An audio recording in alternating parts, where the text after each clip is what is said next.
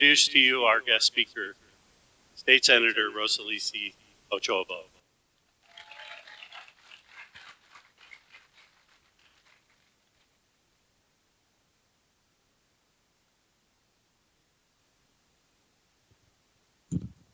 So I have talking points, but I have to start first from personal remarks because you guys know how I am. My eyes been tearing. I've been, it's really nice when we're back in September in the district because we get to attend so many of the local events, chamber events, state of cities. I've been doing my town halls, which, by the way, tonight we're going to host our 50th town hall in 2 years. 50th. And I share that with you because, as you all know, I was elected in 2020. I have been committed to the work that I've been doing. It's a work that you will often hear that I say that it's a work of love for me, a love for the district, for the region, the Inland Empire. My heart is just full of gratitude. My grandfather immigrated here. We believe in the late 50s, early 60s. My dad was 16 when he came to this country. Attended Pacific High School, which, by the way, I was able and had the honor to go and speak to to some of their students. Did a little interview there with the students there, and they wanted to know about my work and what I'm doing, my focus and my vision. And as I'm walking around, I said, that's the street. Literally, in front of the street is where my father-in-law's dad. My father-in-law grew up as a kid. And I said, this is the school, the high school that my dad came to when he was 16 and graduated, then attended San Bernardino Valley College. And then first five of the 7 children came to the country, then eventually all 7. Eventually, 3 of the oldest cousins who were born in Mexico came here, and then the rest of us were all born in the U.S. And we've been absolutely blessed to be in California and to make this our home. The opportunities that have come before us with education and work have been amazing. And so I was greeting everybody today this morning when I walked in, and they were talking about, I love it here because every time I walk in, it's like, oh, hello, beautiful. I mean, you hear that 10, 20 times, you're going to believe it. But I feel so welcome and so loved. Anytime I come to any of the events in the Pass area, it's home for me. You folks have been incredibly kind, incredibly welcoming and warm, and I've gotten to know you personally, so many of you, and I'm so grateful for that. But I said to them, what's that? Oh, thank you. But I was sharing with them, my heart every day. I live every single day with a heart full of gratitude. A heart full of gratitude for everything that I have. As you know, as you heard, my 3 kids, they're all healthy.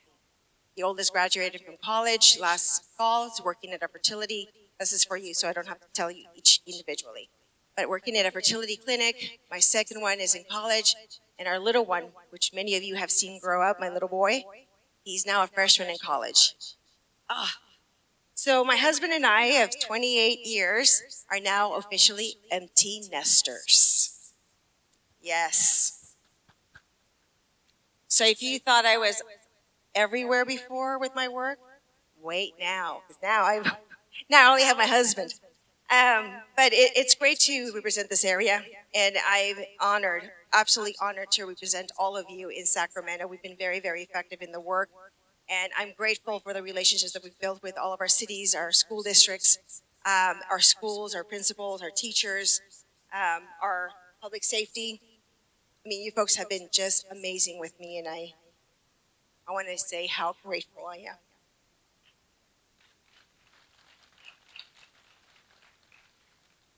And with the gratitude, I want to thank the City of Calimesa and the Chamber of Commerce for inviting me today to speak. When the chambers call, when my school districts call, when any of you call, we will move everything we can in order for us to be able to support your events and your your efforts. As a former Yucaipa Chamber board member, president slash chair of the board, I know the work and the effort that goes into putting these events together. I really do. And I especially know what it takes to fundraise and try to get, a solvent chamber in place. And a special thank you to the Chamber of Commerce for organizing this event today. Many of these individuals, for those of you that may not know, volunteer their time to do this. The State of the City addresses are an important part of governance. I always had the privilege to attend Beaumont's State of the City earlier this week, or last week, so last week? And it was phenomenal. I was so proud of Beaumont and be able to represent Beaumont in Sacramento. It is really, folks are just rocking it, to say the least. And I appreciate the willingness of the mayor, of the city manager here to update those that are serve on important matters. Where's my mayor, Bill Davis? In the back there. Sir, everybody thinks he's kind of rough on the edges, but I know his warm and fuzzy heart, and I know how much he loves this city.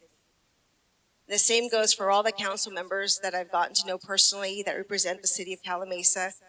And I know your heart is in the right place for leadership in this place. And Calimesa residents are absolutely blessed to have you.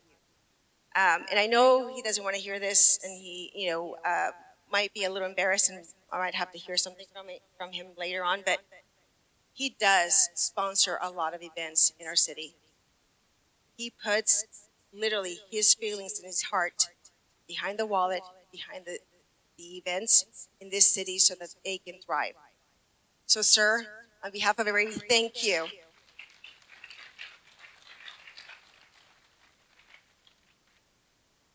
People can talk, but when you see the actions, those are louder than words. So, Senator Rosalicia Ochoa Bogue, and I'm currently representing about 35 cities and communities, just over 1.2 million people in Senate District 23. As I said, I'm very, very pleased with the work that we've been able to do these past 4 years and the collaboration and the friendships that we have built in this area. I'm proud of the cities that I represent. We have good people. We really do have good people in SD 23. I get emotional because as you may know, redistricting happens every 10 years in the state of California. And because of redistricting, the lines for districts change. So I will be losing some of my cities if I'm able to move forward and be reelected to serve another term as a senator for the region. And I did mourn losing our cities because I know the people, I know the culture and the values that they represent, and we are so closely aligned. But I'm grateful that Calimesa is still in my district and will continue to be along with the past area. I strongly believe that local communities should have absolute and most control over the decision making on issues that impact their local residents. Why? Because you folks are literally the boots on the ground. You have the eyes and the ears right here in your community. You know who you represent, you know the issues, and you can make the best decisions for those residents. It's one of the problems that I have with Sacramento, that they always want to come in and impose their mandates, their vision on the local communities. And we're so different, right? The Inland Empire is so different. We're unique in that the Inland Empire is still growing, fastest growing region in the state of California, 5th in the nation. You folks really do have the power to direct policy in California. if we are currently and continue to be informed and engaged in the process. And that has been one of my first priorities in my district, is to focus on education and empowering you to know how the system works and how you can help navigate and help legislation go through Sacramento. We've seen time and time again how state policies often come with one-size-fits-all approach, but they don't work in every community. Our local governments, as I mentioned, have the best understanding. And when we empower local government, we empower the local residents. This fosters accountability and responsiveness, which we don't see very much at the state or the national level. It also ensures that every voice is heard and that every concern is addressed. Case in sample, something that just happened recent with a superintendent and one of the parents from the school had an issue that is being impacted by a state policy. So our superintendent, Callie Binks, calls and say, hey, can you help out with this issue and explaining? And I said, absolutely. Sometimes our local residents really go after our local city council members. They go after our water district members, our school board members, special districts. They go after you because they don't understand that you folks are also working under the umbrella of the state. And many of the decision making that you make in those particular spaces that you work in are within the parameters of state policy.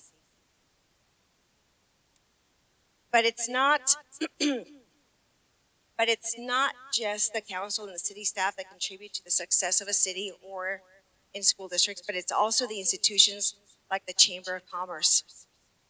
Being a part of the Chamber of Commerce, you're called to join a profoundly impactful organization whose purpose to enhance the quality of life for your city and to improve the lives of those who live, work, and play in Calimesa. I really want to say how grateful I am for you all, because, as you know, when it comes to our social service clubs, our nonprofits, our chambers, our small businesses, literally a body of volunteers who make your communities the best they can be by really improving the quality of life of its residents, something that the state ultimately doesn't do well.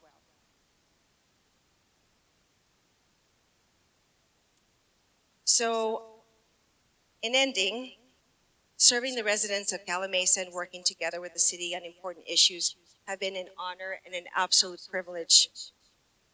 Local governments and chambers of commerce, small businesses, and the residents all wield power. Embrace it. Embrace it. And wield it responsibly. Remember who you're representing.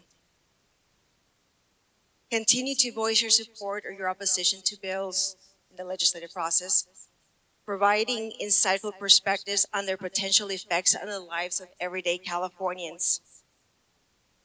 Collaboration is key. I truly look forward to continue our efforts to pass meaningful legislation and to help address issues that are important to our families and our communities. Thank you so much for allowing me to serve you.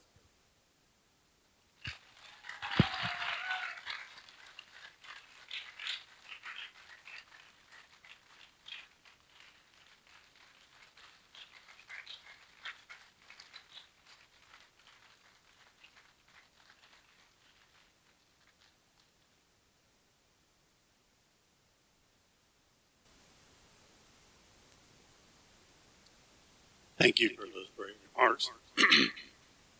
It is important to know that we have someone in Sacramento fighting for us in this area.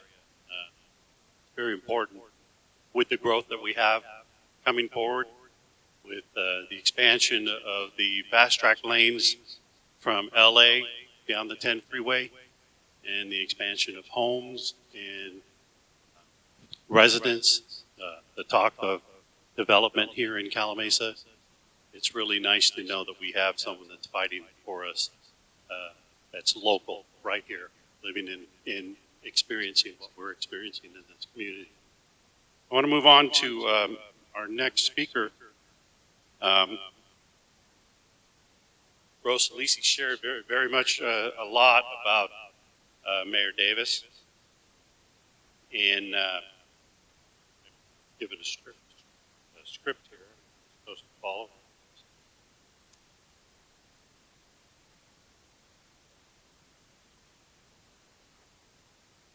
Yeah, nothing to do with it? Okay. It's my pleasure to introduce our esteemed mayor, Bill Davis.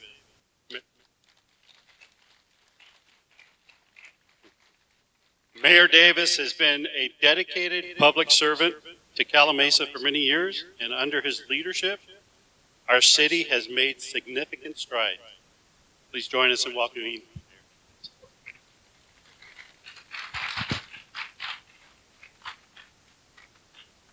You know, I walked in the door here an hour ago, something like that. Half hour after I walked in the door, I was told I just got to talk today. I said, give me a break.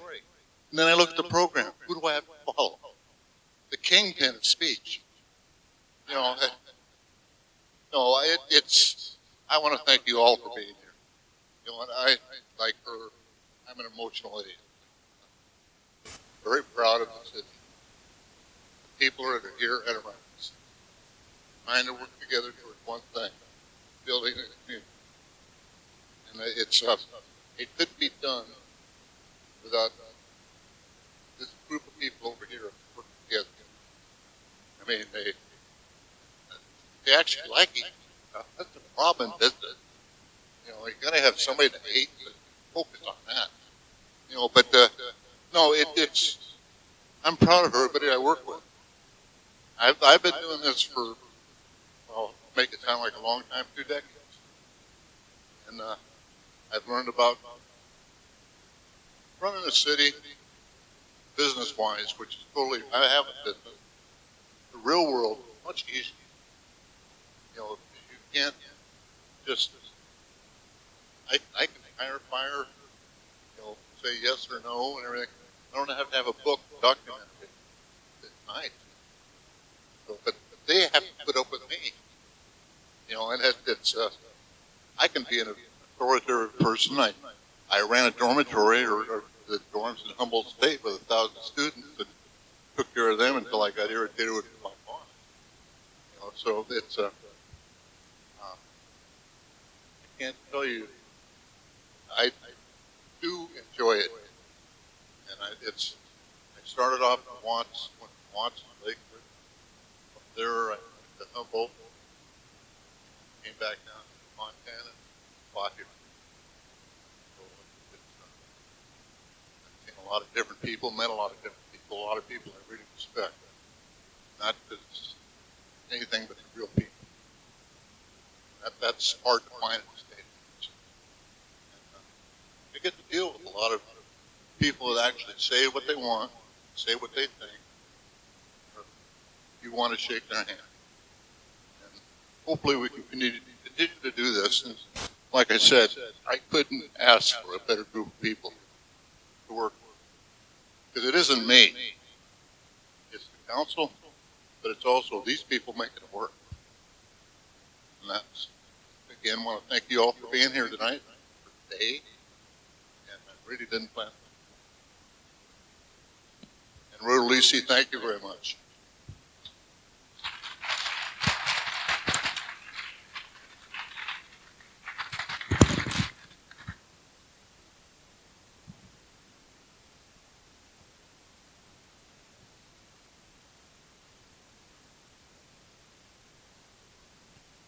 Thank you, Mayor Davis.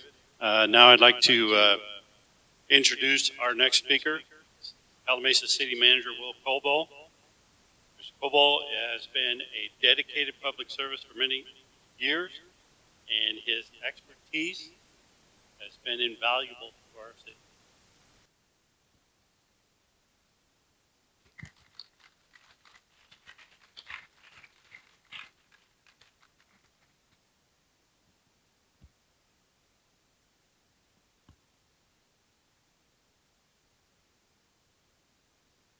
There we go. doing my Steve Jobs impression, I guess, today.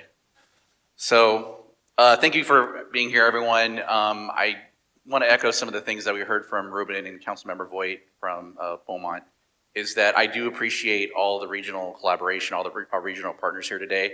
That was one of the first things I was going to emphasize, and that's kind of fits into our theme too, because our theme this year is Embrace the Charm. And so throughout my presentation, I'm going to try to tie that into the things that we do. But as Mayor Davis said, I really want to highlight our staff and all that they do. But before I get to that, I do want to thank all of the regional partners. There's too many here to name, but I appreciate your support in being here, and I look forward to continuing to make the past a better place to work and play. So I can't say enough how much respect I have for these five, and it's not just because they're my bosses, but a city manager's job is a lot easier when you have a council that gets along and that has respect for one another. They don't always have to agree, right? But if they can do it in a respectful way and they know that each of them are there for the right reasons, it makes staff's jobs that much easier, and we can move things that we need to move forward. And that's exactly what we try to do each and every day. So I want to thank the council for the support of me, and more importantly, for the support of our staff. So charming towns are often known for their close-knit communities, and I think we talked about that with our collaboration. But our admin staff, pictured here, really puts that to work. So in addition to all the administrative tasks that they do, you have Chrissy and Patrice that if you call City Hall or you come into City Hall, they're the first ones you see. They're friendly faces. Yeza is such a tremendous force around our community events, which have really taken off for us. And one thing I forgot to mention is at the end, I want you to think about the number 15. Keep that in mind, okay? So I want to talk about some of our community events. I want to highlight those, some of our efforts in advocacy, communications, and economic development. So here's some pictures from our events starting from last year's State of the City. We actually did a fair. It was one of the hottest days of the year, unfortunately, so that didn't impact things, but it was a great event for our community. Our community cleanup event, in addition to our administrative staff who kind of coordinates these things, our public works crew does a great job of helping out with all of these events as well. Trunk or Treat was our first one, great success for us. And our tree lighting, that's a highlight event for us. And we have the snow, it was very festive.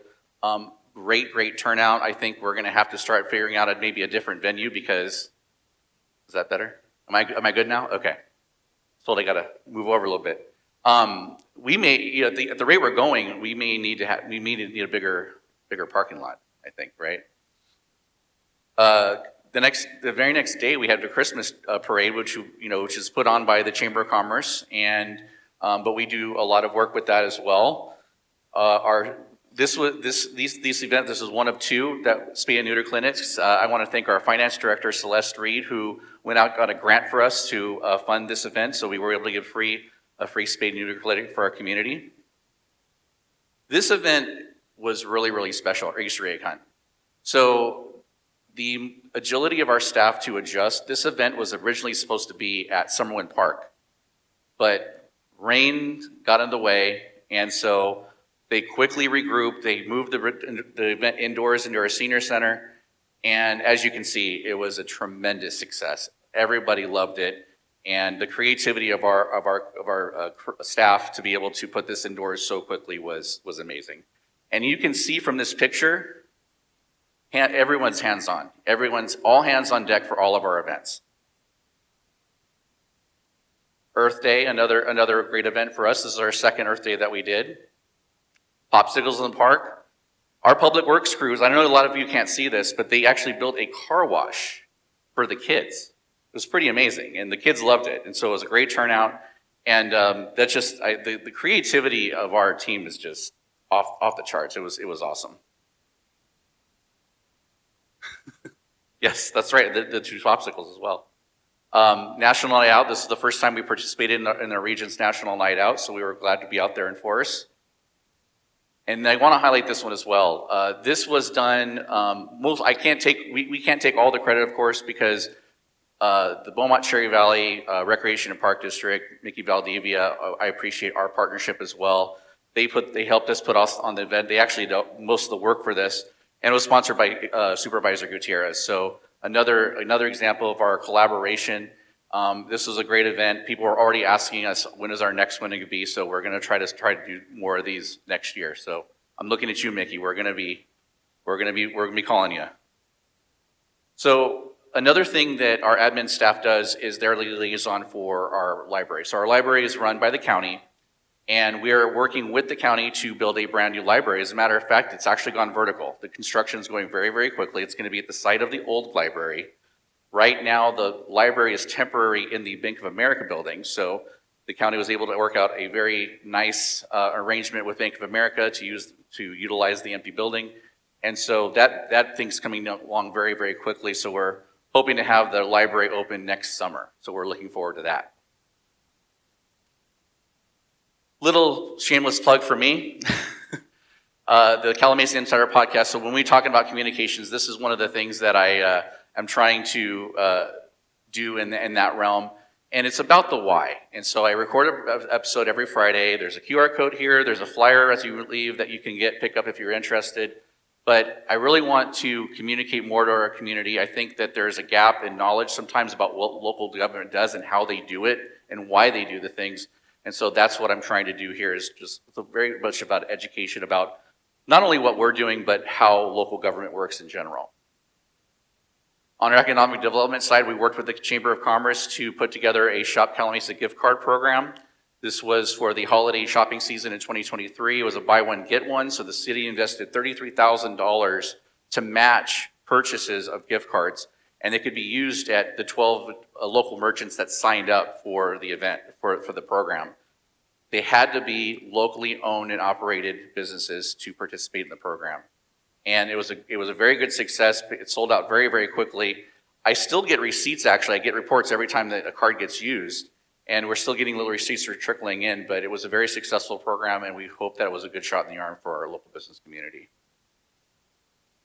On the advocacy side, I do want to highlight Councilmember Molina on the right there. She recently went to Washington, D.C. to lobby for Riverside County Transportation Commission and the Riverside Transit Agency. Fortunately, while she was there, she was able to squeeze in a couple of meetings on behalf of the city of Calimesa, and one of them was with the Department of Transportation. As I'm going to talk about later, we have a major, major project. How many think that the Cherry Valley Boulevard interchange is just fine the way it is? Yeah, I agree with you. But it's a very, very expensive project, and so we're doing our best to start outreach now. We're still in design phase. We're going to get to that project in a minute, but that is one of the things she was there advocating for on our behalf. We also had met with the Office of Congressman Ken Calvert, and Congress has community project funding. That's just a fancy word for earmarks. And the congressman was able to secure $7 million in the fiscal year 24 budget for 3 different projects for the city of Calimesa, which is huge for us. And as we go along in the presentation, I'll show you some of the projects that he's funding. We've also requested another $5 million, of course. That's subject to congressional budget approval, but is included in the budget, and so we're excited for that as well. I was able to work with Assemblymember Greg Wallace's office on our Grab and Go senior meal program. That was a program that was created under COVID rules. Unfortunately, because COVID protocols are going away, most of the time that's a good thing. In this case, probably not so much, because we have a program that is not allowed under current rules. But it's been very, very popular. Our seniors have come to rely on it. So we contacted all our local elected or state elected officials, and Greg Wallace's office was able to help us out. Unfortunately, the bill did not make it all the way to the governor's desk. It passed and the funny thing is, it made it there, and I think Senator Ochoa Bo can probably sympathize with this. It made it all the way through without a single vote and never even got to the governor's desk. That's just the way it goes sometimes. But I do want to thank Senator Bogue for supporting it in the Human Services Committee, so I thank you for that.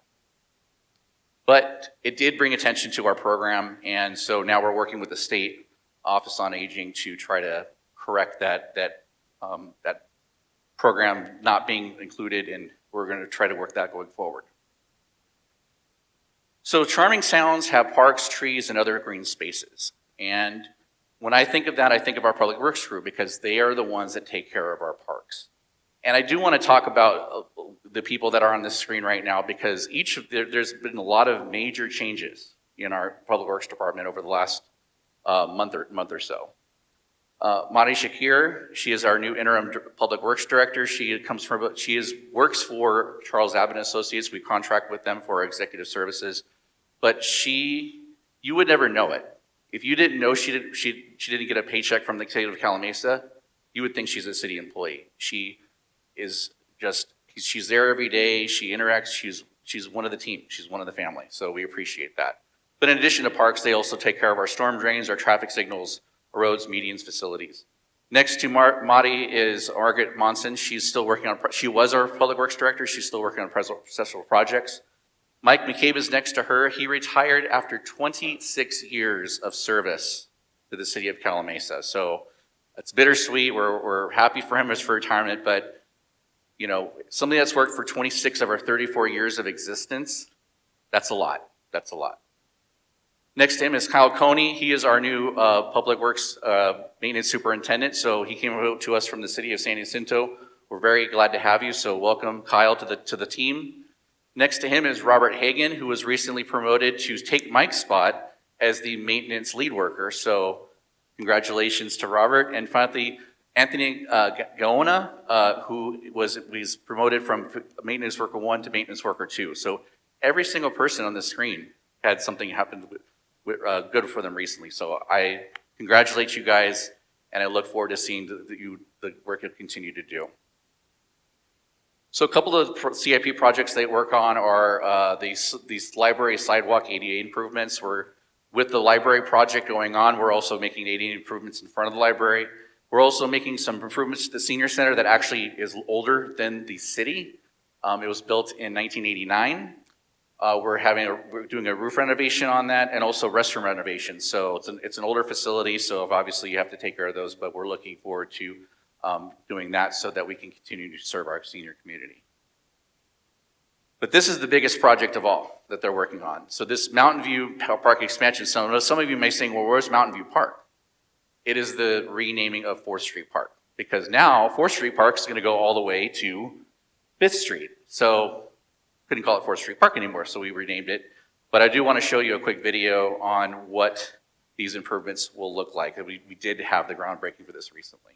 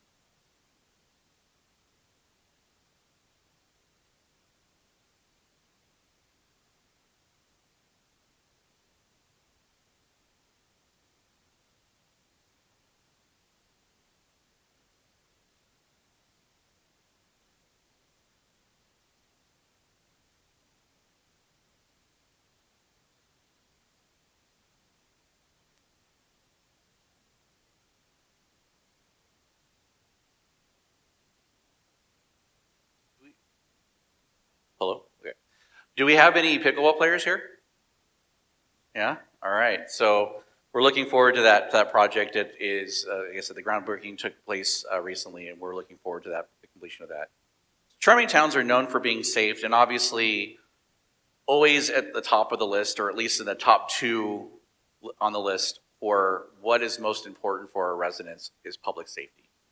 And so for our fire department, we started our own fire department, as you know, on January 1st, 2018. We're very, very proud of our department. They've accomplished a lot in their history. They accomplished a lot this year. I want to thank our fire chief, Tim O'Connell, for all the work that he does for us. Let's give him a hand.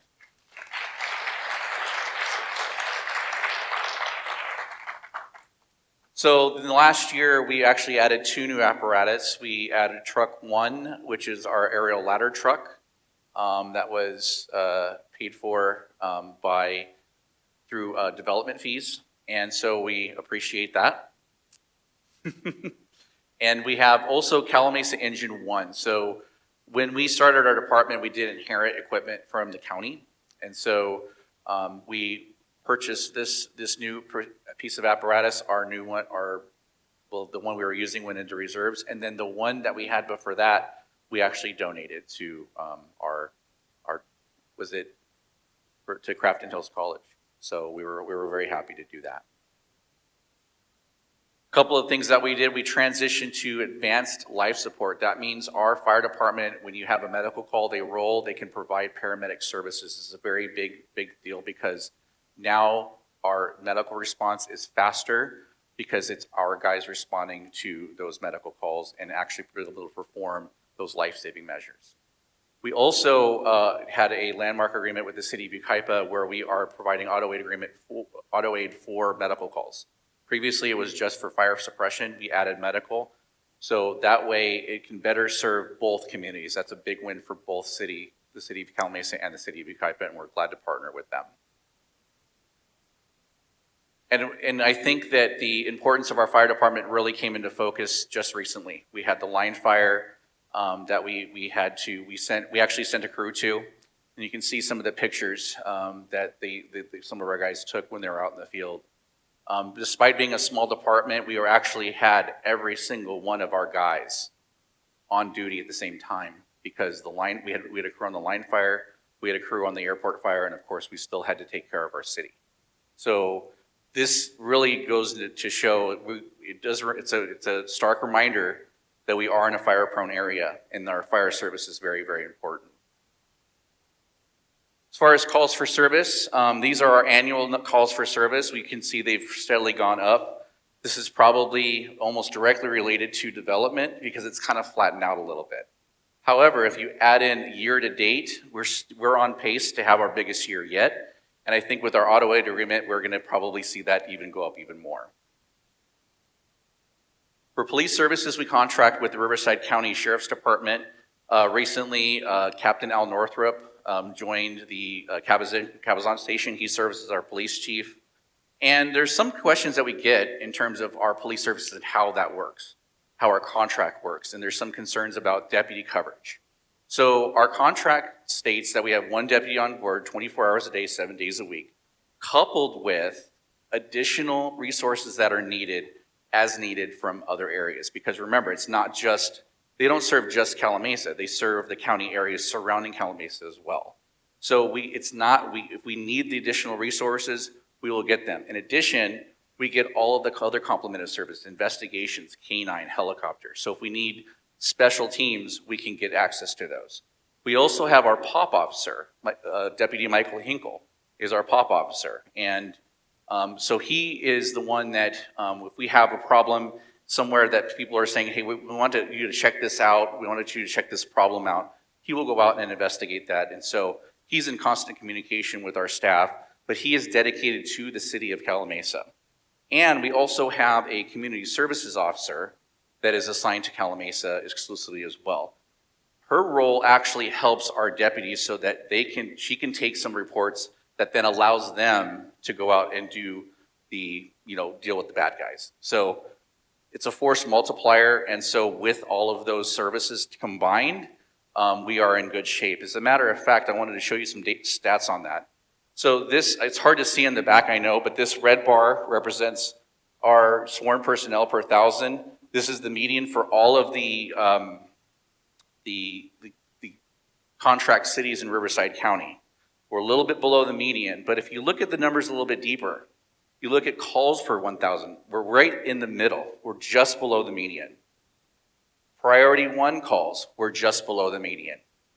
But I think this is probably the most poignant one.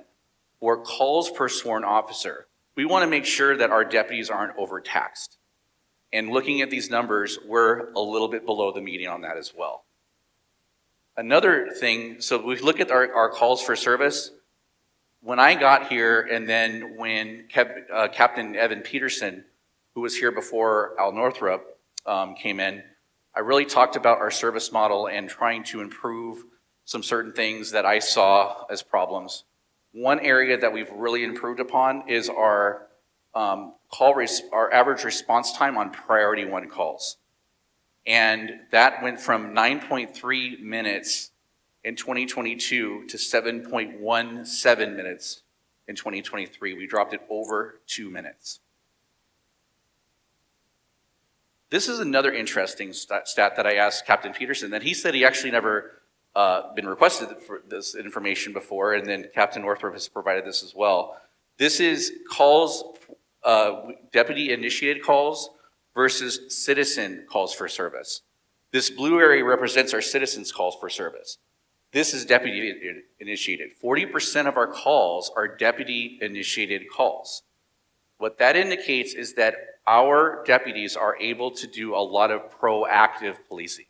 And that's important, because when you have deputies that are just going call after call after call after call, and that blue area gets bigger, that's when you know that your deputies are probably overtaxed. So this is a very good stat for the city of Calimesa to see that so many of our calls are able to be done through the officer's own initiation.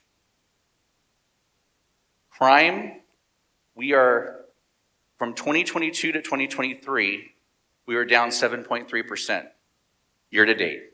That's through August. From 2023 to 2024, Part 1 crimes, those are the serious crimes, down 22.4%. Yeah, it's awesome. This is kind of a map. I know it's hard to see again. If you want a copy of it, you can contact me. But if you look at where the concentration of crimes happen, it is right along Calimesa Boulevard, retail, right? That's a big deal, not just in Calimesa. That's a big deal statewide. And that's why things like Prop 36 come up, right? We've heard about the impacts of Prop 47. This is where it shows up, right here.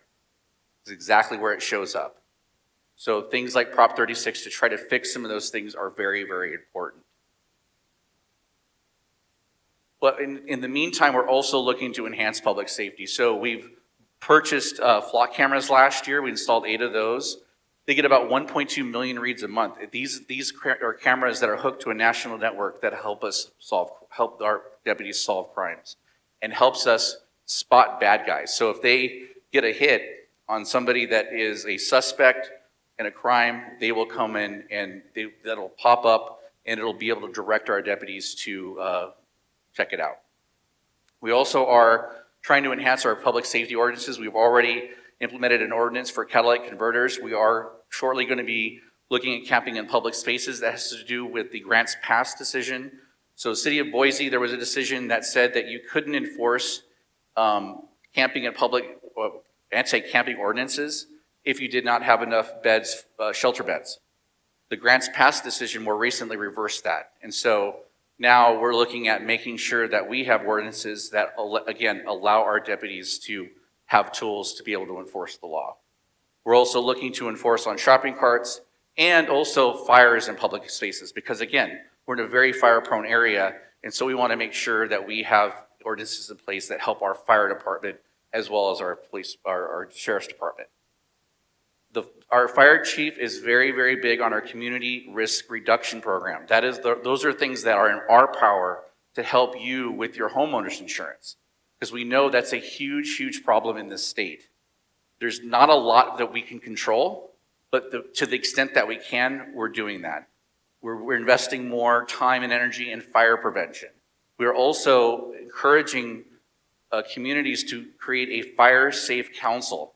That's not something that we can do. It has to be a grassroots effort, but I encourage you to look at that because that's another way that you can either make sure you keep your homeowners coverage or even reduce your rates.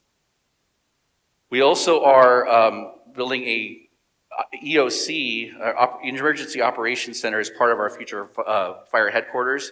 We did get $1 million in federal funding from Ken Calvert to help us build that.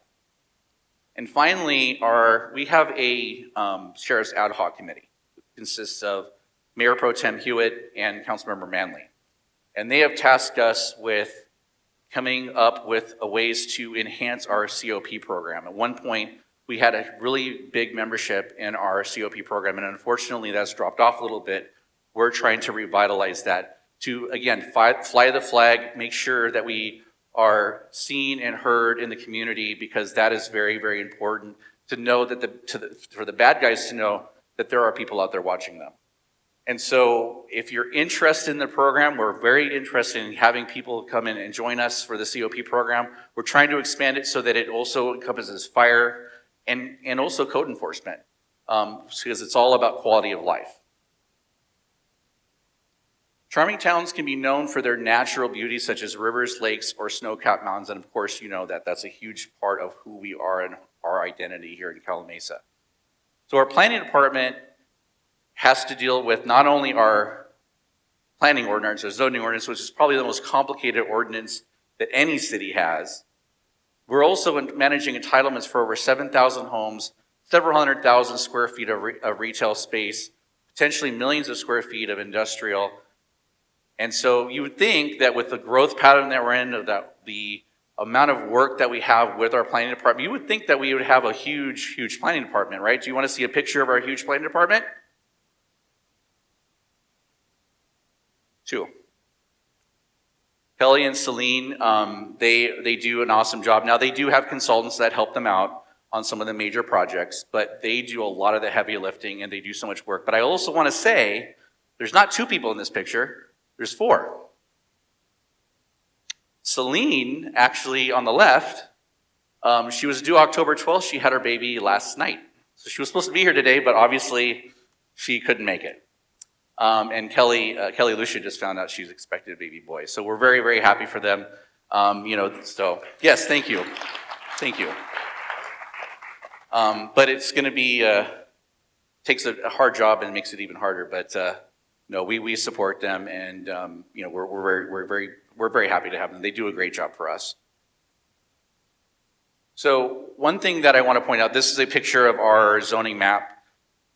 25% of the land in Calimesa is permanent open space. The Regional Conservation Authority owns over 1,900 acres of land in Calimesa. The Rivers and Lands Conservancy owns another 438. So when people say that we're losing our open space, I don't know, that's a pretty good number. In addition to that, our specific plans that we have being built on the west side here are going to dedicate even more open space. The Mesa Verde specific plan proposes over 500 additional acres. Several hundred more acres will be part of the Summerwind specific plan as that gets built out. So we do value our open space, and when we're planning these things, we're very, very sensitive to that. And developers know that too. They know that.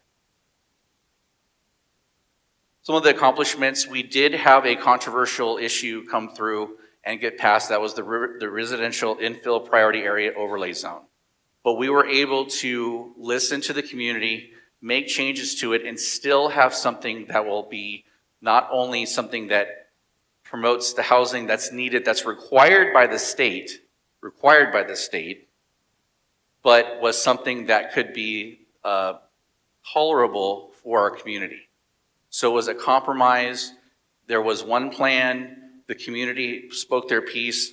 The council asked for us to make changes, and we were able to make changes to accommodate for that. So it was, and actually, when we went from a room full of pretty angry people to people coming up to the council and thanking them for their efforts on their behalf. The housing element of our general plan, this is something that every city in California is dealing with. We just had ours recently approved by the city council, and that overlay zone was a big part of that. We had to do that to get to our RENA numbers, and especially in our low income areas. So we did get that approved. We're still waiting for the Department of Housing and Community Development to approve that, however. But I did want to highlight one thing on housing, and this is really kind of why we are where we are. This shows a chart going all the way back to 1960. Starting in 1975, they actually did separate out multifamily from single-family homes. The purple is single-family, the blue is multifamily.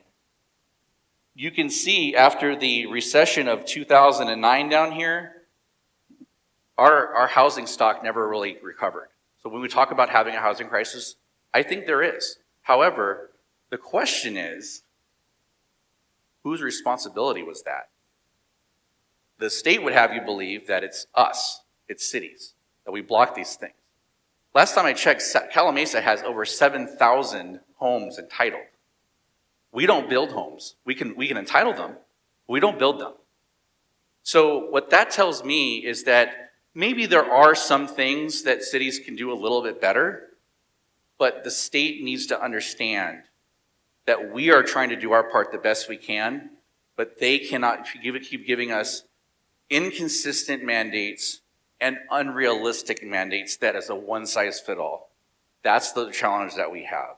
And there are a lot of regulatory agencies that are outside HCD that are enforcing us to do things that are suppressing our ability it's also suppressing developers' ability to build housing. So that's just something I want you to keep in mind, that there is a problem. These numbers show it, but the question is, who is responsible for that? We all have to work together to try to solve this problem, but for the state to tell us that it's our problem, I think is unfair. And so you can see how that works here in Calimesa. So this red line is number of sales, the gray line is our median price of homes. This fell off because this was Summerwind getting done. Now this is just sales of existing homes. So a quick development update. I'm not going to go through this because there is a development update handout at the exit. So if you want to grab that, you want to know more about the specifics of our developments, you can check that out. Basically, these things are in there, so I'm going to skip that. Part of community development is our building and safety folks, and they ensure, we obviously live in a earthquake-prone area as well as a fire-prone area, and these are the folks that do the inspections to ensure that homes are built and businesses are built so that they can withstand earthquakes, they can withstand fires. Code enforcement, probably, Daryl in the middle there is our code enforcement officer. That's probably one of those thankless jobs because you're either doing too much of it or you're doing not enough, right? You have people that want to just go after people, and others that will say, don't, you're infringing on my rights. So it's a thankless job, but he does a great job, and he tries to work as quickly as best he can with the community. Cozy Main Street. So charming towns have a cozy main street. And these guys are the ones that help us going with that, our engineering folks. So this is where I want to talk about our city projects. Our city pavement management program. We have invested $2.5 million last year. We're going to invest another $2.5 million for a total of $5 million investing in our streets. Primary funding source for that was ARPA money, the American Rescue Plan, Measure A, General Fund. Next year we have to do our update of our pavement management, so we're going to be doing that to make sure we know which streets need to go next. We know we have a road problem in the city. We know our roads are not in great shape. We acknowledge that. We're frustrated by it too. But maintaining roads is very, very, very expensive, and we did inherit a road network that's pretty old to begin with from the county. So we are trying to do our best to try to plan and scrimp funds together so that we can pave as much as we can. So this is a couple of before pictures for our most recent project, and here's the result. Yeah, looks good. Now, everyone's favorite subject. Glad everyone's done eating and doesn't have any more things on their plate that they can throw at me. We're talking about County Line Road. Yeah, the project's been going great. No problems at all. It's fantastic. No, it's been challenging, obviously, and we still have more to go. It's coordination with lots of different agencies on this project. And there's a lot of utilities in that along that road, and that's been a big part of our challenge. And I'm going to highlight that in a second. I know that roundabouts are a sore subject. I will just say that when you have an existing road that the capacity has to be enhanced, there's only so many ways you can do it. Roundabouts are probably the cheapest way and the fairest way, because the alternative would have been to expand County Line Road when you already have existing homes and businesses along both sides. That means lots of eminent domain, something that the city has no interest in doing unless we absolutely have to. So roundabouts were the solution that was come up with to enhance capacity to an existing road. There is another separate project at the intersection of County Line Road and Calimesa Boulevard, where we do have primary funding of that from Ken Calvert, $4 million for the construction of that project. But I do want to highlight a couple of the successes of the County Line Road project. The poles in the middle of the street, everyone remembers that. That was fun. So we have timing cooks on this project that we have to meet, and unfortunately, Edison was not able to meet those timelines, and so we had to build around it. And that's just the way it goes sometimes. But thankfully, those poles have been located off the road, and we're good to go there. And then, of course, there's this one, the world's largest speed bump. And that one of our I know this was in the news mirror at one point, but one of our public works guys did take that picture, and I thought that was pretty funny. Sometimes you just you have to just take it, right? Because there's nothing that you can say. That speed bump is there, though. I do want to say there is a function for it. It has to do with water flow down County Line Road. So when it's coming in from east to west, water coming down there, Bryant doesn't have any curbs or gutters to the south of that project, and that's where the water flows. And so we did that to protect the homes on Bryant. So that's why that's there. When the project's done and the crowning is done with the final pavement, that bump will go away. Yeah, thank you, Ray. Yeah, I know. We're looking forward to that too. Interstate 10. So this was a pretty cool photo I found from a previous State of the City. This is Highway 7099 before Interstate 10 was there. This is a picture of Interstate 10 when it was probably first built. Unfortunately, through our section of Interstate 10, it pretty much still looks like that.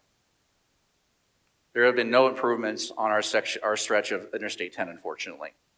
But we're trying to do something about it, and we have two projects for that. Number one, Singleton Road missing interchange missing ramps. Those were supposed to be built. Those missing ramps were supposed to be built, but unfortunately, they weren't for whatever reason. We saw the construction plans; they were supposed to be built, and they just never got done. So we're going to do that now. We have a combination of funding from WRCOG and from community project funding through Ken Calvert. Those are fiscal year 25 funds, though. So that's still pending with the adoption of the federal budget. So we're hoping with that funding, we can start construction on that in early 2026. We're trying to bump that timeline up a little bit, but that will include a realignment of Calimesa Boulevard. But the big one, the $80 million project for the Cherry Valley Boulevard interchange. So a number of funding sources we're putting together for that, but we still are short, and that's where Councilmember Molina went to visit DOT, Department of Transportation. That'll probably be the first of several visits we're trying to do to lobby for money for this project. This project not only serves the city of Calimesa, it does serve a lot of residents in Beaumont, and serves a lot of the residents of Cherry Valley, so it's a very important project. But I do want to show you one of the interesting aspects of this project, and that is the diverging diamond. So this is where the roadway actually crosses over, so it looks like you're on the wrong side. So we do have a quick video to show you exactly how that works. You can see how the road crosses over, but we do have an illustration of how that works. So they're actually going to zoom in on a car going eastbound on Cherry Valley Boulevard. So as you approach the intersection, you can see where you cross over, and now the eastbound traffic is on the left side, and you can then make a free left onto the freeway right there. So that actually does reduce touch points for flow, so it does improve traffic flow. And so we were able to build a more enhanced capacity interchange without having to take a lot of land for that. So this is just going the same way, going the other way, but we can skip that for now. So finally, financial stewards, charming towns are fiscally responsible. One thing I will point out, this is our finance team that does a terrific job for us on all these different things. Our budget book was created by Alana Figueroa, our accountant, our budget document cover. But one of the things that I do want to point out is in 2022, the state controller used to do, as not state controller, the state auditor, used to do a fiscal health index. Calimesa, there's 482 cities, well there's 483 now, but at the time there was 482 cities in California. Calimesa was number 1 in fiscal health in 2022, number 1. So the council gets I don't get any credit for that because I wasn't here, so I cannot take credit for that. But a lot of credit goes to the city council for their responsible spending, and also to my predecessor Bonnie Johnson for the work that she did for the city as well. Now I have a lot of slides related to finances, but I know it's getting late. I know people are. We were probably a little over time, so I'm just going to go a couple of things real quick. Here's our budget. 62% of our funding is spent on public safety. That's pretty much the way it is for all cities. Our revenue, property tax, this is another piece of property tax that we get, and sales tax is about $1.7 million. So that's a big significant part of our revenue. As far as how much property tax we get, when you pay your property tax, we get 29% broken up between the general fund and fire fees. We also get a little bit of money over there on that other side, the 8.5% for ERAF. That's a whole complicated thing. That could do a whole thing on that, but we won't do that right now. But this is one thing I did want to emphasize, and that is, this is the breakdown of the net taxable value for all of our properties. About over 75% of our revenue on property tax comes from residential, okay? But our second biggest category is vacant. So when we're looking at economic development, when we're looking at development in the city in general, where that vacant goes into these other categories is really going to dictate what our city looks like in the future. So because we have such a big category there are a lot of possibilities, right? And so when we're looking at land use, when we're looking at economic development, that category is the real key. And that will dictate how we get our revenue, how much revenue we get, and what our service has to look like. So that's a very, very important thing that we're constantly focused on. These are our top 10 property taxpayers by net taxable value. They represent about 10% of our total. But you can see there's several vacant ones up there, commercial, residential. Residential usually those are mobile home parks, by the way. Plantation's actually on there. They're number 5 on the list. The site we're at now. So I'll skip this over real quick, but basically residential home sales, residential median price was $562,000, but that's not how you get taxed, right? You get taxed on assessed value. Our overall median assessed value is only $369,000, but if you take out some of our more recent developments, it's only $258,000. So that's because of how property tax grows versus how sales happen. So I could get into a lot of what that means for us, but we don't have time to do that, unfortunately. But the bottom line is, you see this trajectory of growth, and then it kind of flattens out. The reason it flattens out is because development stopped. That's really the reason. So we had Singleton Heights here, we had Summerwind, and then those all got completed. Sales tax, we only get this portion of the sales tax dollar. So when you pay sales tax, it doesn't come all to the city.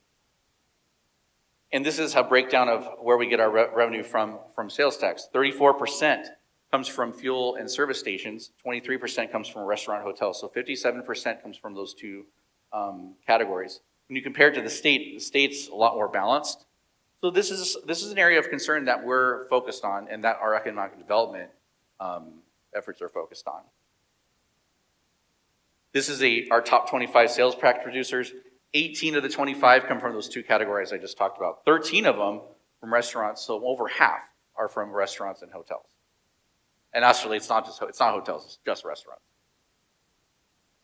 So when you look at our median, where we are compared to the state, we're a little bit behind. Not surprising, we don't have the big car dealerships, we don't have a Costco, we don't have an Amazon warehouse. So that does impact where we are. But you see this switch. This red line is Riverside County. They were kind of trending below the state numbers, and then they jumped over the state numbers starting in 2020. Why do you think that would be? It would be because of point of sale being for these warehouses.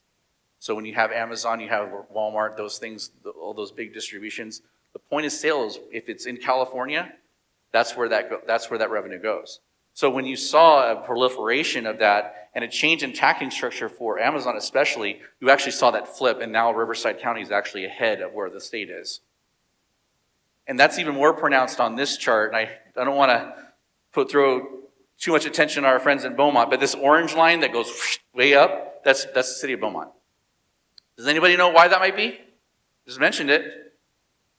There you go. Thank you, Mayor. They went from about $10,000 per capita in 2019 to over $45,000 in 2022. That's humongous. That was, I think, probably what, $7 million to about $28 million in just 3 years. Amazing. And it's consistent because this brown line is Redlands. They had a bump as well for the same reason. This is our trends over time for our different categories. You can see the huge bump up in fuel and service stations. We had a couple of new outlets open, and that's why that went up like that. But when you're relying on gas, you get really sensitive to this stuff.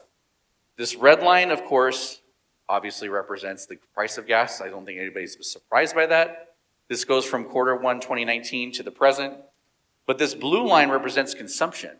And this has been a long-term trend because of two reasons. Number one, fuel efficiency standards. As fuel efficiency goes up, the amount of gas you need is less, right? Even if you're driving the same number of miles. But what's the second thing? Electric vehicles. No fuel at all, right? So when you're reliant on a third of your revenue from gasoline sales, that's a problem, right?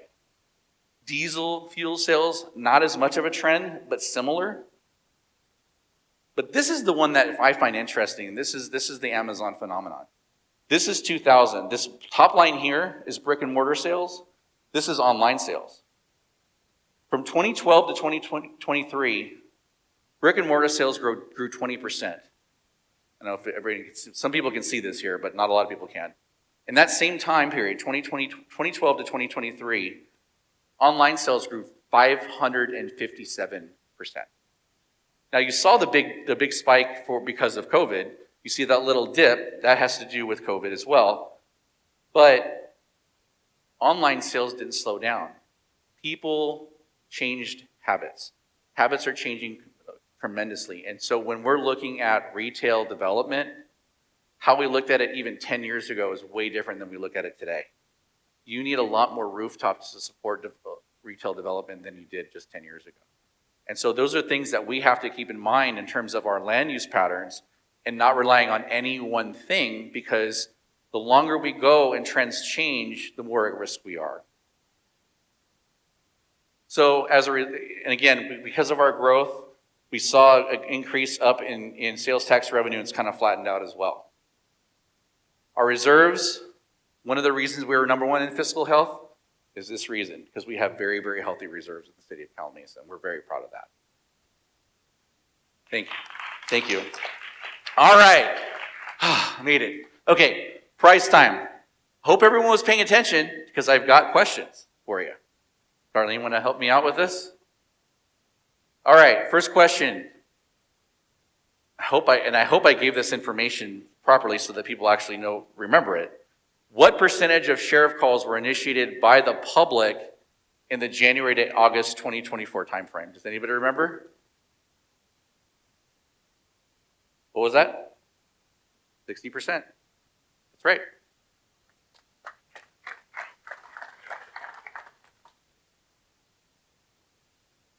All right, our next question. What percentage of land in Calimesa is currently held as permanent open space? Yes, who got it? All right, 25, another at that table. 25%, that's correct. I guess so, yeah. Engineers, yeah. Okay, next question. How much has the city invested and going to invest in pavement rehab this year, next year? There you go, it's $5 million. I said for a total of $5 million, see? I really made sure, I was really conscious to say that, so. How much is the Cherry Valley Interchange project estimated to cost? 80 million, wow, everyone, everyone knew. We don't have any, yeah, it's hard, there's too many that guessed on that, right? Do we? We'll give it, we'll pick somebody. What was the city's ranking in the State Controller's Office Fiscal Health Dashboard of 2022? This one's easy. Yes, number 1, that's right. Bonus question, I asked you, 15, what is the number 15? Does anybody know what that represents? Now, nobody from over here can answer. I didn't actually mention what this was. Yes, the city staff. That's the number of city staff we have, 15. We do all of this with 15 people. That is, to me, is something that makes me so proud. And it's amazing how many hats all of our staff members wear. It really is humbling, and it's just awesome to see how creative everyone can get, because they get to get involved with so many different things. We obviously have additional consultants that help work with us too. So obviously we have support, but the fact that we have 15 city employees that do everything you know. Now that does not count our fire department. Our fire department has 21 FTEs, so I will say that. And they do a tremendous job as well. So we have a total staff of 36, and it's amazing what we can get done. So in summary, Calimesa is a safe city, as I talked about with our calls for service. I think we're doing a good job with that. That doesn't mean that, by the way, that we're not looking to the future. That doesn't mean that we recognize that as we grow, that has to grow with us, and that is always going to be a focus for every project comes through our door. How does this impact our service levels? How do we make sure that we keep up? That's always a focus of ours. Calimesa is investing in the community through events and infrastructure. We're planning for our future through reasonable growth. The Summer Wind project was part of the Borger Oak Valley project, Oak Valley specific plan. That was around before even the city existed. So only in Calimesa, unfortunately, only 633 homes of those 7,000 have been built so far. I think that would be qualify as slow growth. Calimesa obviously is fiscally strong, and that's something we're very proud about. But the thing is, Calimesa is embracing the charm. So with that, I thank you very much. I appreciate the time, and I appreciate your patience with me. And contact information on the screen if you want to know more. Thank you very much.